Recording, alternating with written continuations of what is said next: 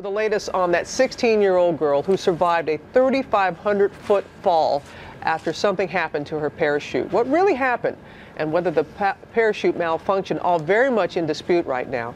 Her father is speaking out, and ABC's Ryan Owens has the latest.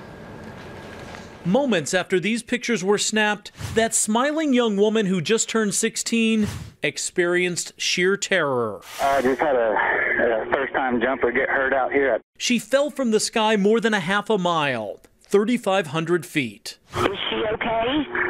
No, she's not. She's only got moaning. She is Mackenzie Wethington, who this morning has a shattered spine, ribs, and pelvis. Her doctor says her injuries look like she was hit by a car going 50 miles an hour. When I first saw her in the emergency department, I would have predicted she was not going to survive all this. Her father says it can only be described by one word: miracle. Mackenzie jumped out of a plane, but she fell in God's hands. Joe Wethington made the same jump just before his daughter on Saturday. It was his gift to her for her 16th birthday. The family drove 3 hours to Oklahoma because back home in Texas, you have to be 18 to skydive. Despite her age, her father says Mackenzie didn't do anything wrong. We went through the class, which was inadequate. The equipment is inadequate. Not so fast, says the owner of PEGASUS Air Sports in Chickasha, Oklahoma. I'm sorry about the girl got hurt. I don't feel that there was anything largely wrong with our equipment. Andy claims Mackenzie, for some reason, did not follow the instructions he was giving her during the jump. SWAINSON believes her jump suffered what's called a toggle fire, almost as soon as the tether yanked her parachute open.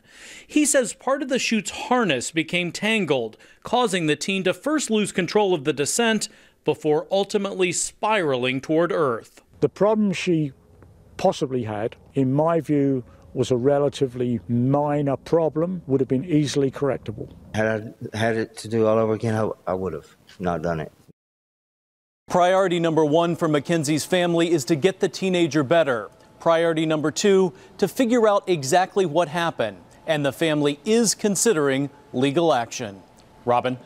We are glad that she is doing better. We're going to bring in ABC News Chief Legal Affairs anchor Dan Abrams, and about the family, the possibility of pursuing a lawsuit. Yeah, I mean, just because there's an accident, it doesn't mean you can win a lawsuit. You have to show what's called negligence, meaning that they didn't use reasonable care. And remember, the family here signed a very onerous release saying that death could result, and I promise not to sue in connection with this, etc. But just signing a release that says I promise not to sue doesn't mean you can't sue.